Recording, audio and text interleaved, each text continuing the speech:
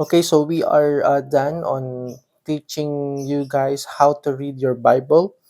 Dito tayo sa second part, which is yung devotion. So, what is devotion?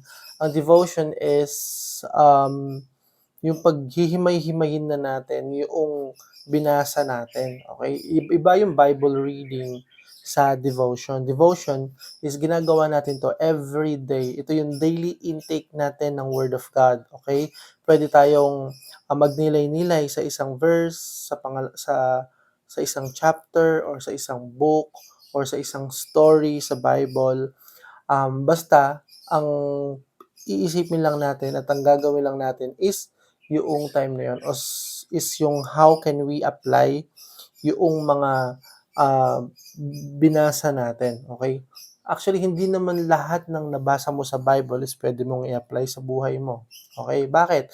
Because merong mga traditions ang mga Israelita noong unang araw, nung dati pa, na hindi mo pwedeng gawin sa panahon ngayon. Okay? Tulad na lang ng pagsasakripisyo ng mga tupa, ng dun sa mga Levitical laws, yan, yung mga yan.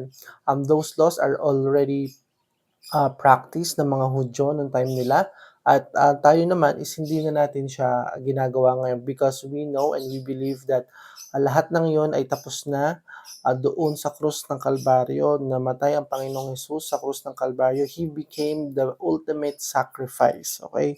So, hindi na natin kailangan gawin yung mga practices na yon. At hindi ka naman Hudyo, okay, para gawin mo yon. Alright?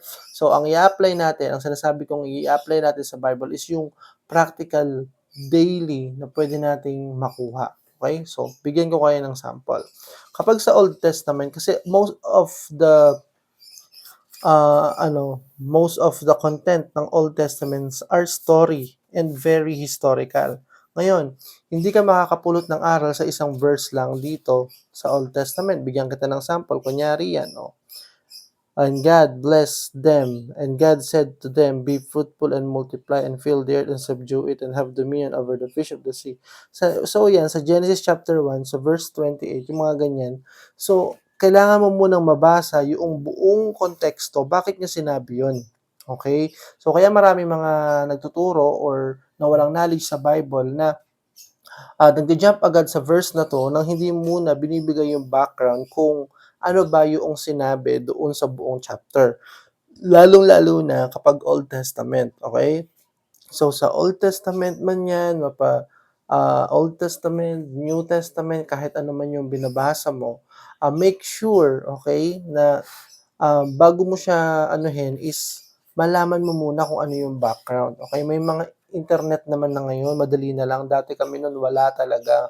As in, meron pa kaming kung ano-anong libro para lang mabasa yung o para lang maintindihan yung interpretation ng mga Bible, okay? So, ang tawag pala sa pag-interpret o yung pag-aaral ng interpretation ng Bible is hermeneutics. Okay? So, you don't need to go deeper para lang